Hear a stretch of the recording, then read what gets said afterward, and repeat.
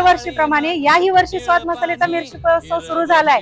चांगल्या क्वालिटीच्या मिरच्या, जिथे मिरच्यांचं उत्पन्न जास्त आहे त्या ठिकाणी त्या शेतकऱ्यापाशी जाऊन ती मिरचीची क्वालिटी बघून कमीत कमी रेटमध्ये तुमच्यापर्यंत पोहोचवण्याचा प्रयत्न करतोय। तुम्हाला या ठिकाणी अनेक प्रकारच्या मिरच्या बघायला मिळतील। त्यामध्ये बेडगी असेल, काश्मीरी असेल, लवंगी असेल, संकेश्वरी असेल, गुंटूर असेल। आणि याही वर्षी माझा मसाला कलर, तिखट, टेस्ट वर्षभर टिकून राहिली पाहिजे म्हणूनच तुमच्यासाठी घेऊन आली आहे या सर्व मिरच्या। तर हा महोत्सव 15 मार्च ते 30 मे पर्यंत मैत्रिणींना सुरू आहे। तर वाट कसली बघताय? जवळ तुम्हाला जी सोयीस्कर असेल त्या शाखेला जावा आणि तुम्हाला असणारी मिरची खरेदी करा। स्वतःचे अस्तित्व टिकवण्यासाठी धडपड, आमदार पडळकरांचा जयंत पाटलांवर निशाणा। राष्ट्रवादी काँग्रेसचे नेते जयंत पाटील यांच्यावर भाजप आमदार गोपीचंद पडळकर यांनी सांगलीत जोरदार हल्लाबोल केला आहे। पश्चिम महाराष्ट्रातील राजकारणाचा दाखला देत जयंत पाटील आणि त्यांचे सहकारी आता फक्त स्वतःचे राजकीय अस्तित्व टिकवण्यासाठी धडपडत आहेत, अशी टीका पडळकरांनी केली। जयंत पाटील यांच्या विधानाचा समाचार घेताना पडळकर म्हणाले की विरोधकांकडे जनतेच्या विकासाचे कोणतेही मुद्दे शिल्लक राहिलेले नाहीत।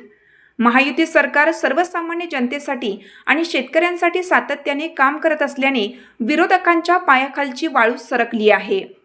जयंत पाटील कितीही प्रयत्न करत असले तरी आगामी निवडणुकांमध्ये पश्चिम महाराष्ट्रातील जनता महायुतीच्या पाठीशी खंबीरपणे उभी राहील, असा विश्वास त्यांनी व्यक्त केला।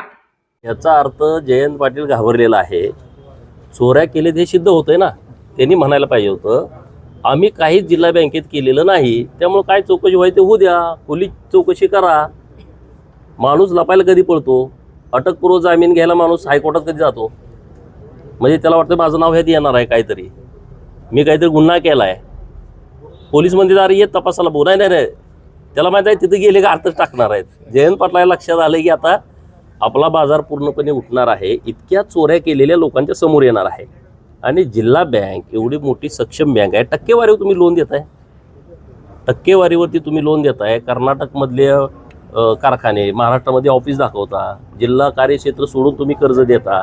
आता विशाल पाटलांना कर्ज दिलं, कुठल्या बेसवरती दिलं सांगा ना तुम्ही?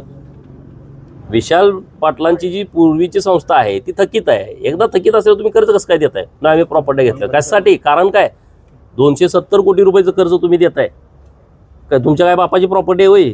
तुमच्या घरातलं देताय? शेतकऱ्याचे पैसे आहेत, सभासदांचे पैसे आहेत, हे सगळं येणार आहे। चौकशीला ते घाबरलेत कारण आता माजी न्यायमूर्ती महोदय यांना चौकशी अधिकारी म्हणून नेमलंय आणि लवकर चौकशीचा अहवाल येणार आहे। ते न्यायमूर्ती एकदम कडक आहेत, त्यामुळे आता ह्यांना कळालं की आता आपण हायकोर्टात जाऊया, काहीतरी पळवाट निघते का बघूया, कारण पळवाटा काढण्यामध्ये हा माहीर आहे। प्रशासक येणार यावर तुम्ही थांबाय? हे बघा, बाजार कमिटी सरकारने निर्णय केला, या राज्यामध्ये 64 तालुक्यामध्ये बाजार कमिट्या नाहीत। आता बाजार कमिट्या त्या तालुक्यात नाहीत, सरकारचं धोरण आहे ना, भूमिका आहे ना। तिथल्या शेतकऱ्यांना स्वतःचं एक विक्री केंद्र असलं पाहिजे, स्वतःच्या मालकीचं बाजारपेठ केली पाहिजे। आणि त्या नियमाचा आधार घेऊन सांगली, कवठे मंकाळ आणि जत या बाजार समितीचं विभाजन केलं। मग ह्यांना काय पोटात दुखलं? का पळाले कोर्टात? नाही हे थांबवा कशासाठी? कारण काय? तुमचा इंटरेस्ट काय आहे यामध्ये? जर जत तालुक्यातील लोक म्हणत असतील आमची बाजार समिती वेगळी करा, तुम्हाला काय अडचण आहे? कारण चोऱ्या करायची केंद्र आहेत, मध्यवर्ती जिल्हा मध्यवर्ती बँक आणि बाजार समिती, ह्यांना भयानक पैसे लुटायला येत आहेत, भयानक। एक नवीन कारनामे येत आहेत। आता माझ्या बाजार समितीची प्रकरणं आली, तुम्हाला मी परवा दाखवलं। आता आणि नवीन सगळी प्रकरणं यायला लागली, जिल्हा बँकेची पण यायला लागले। आम्ही लावून धरतोय।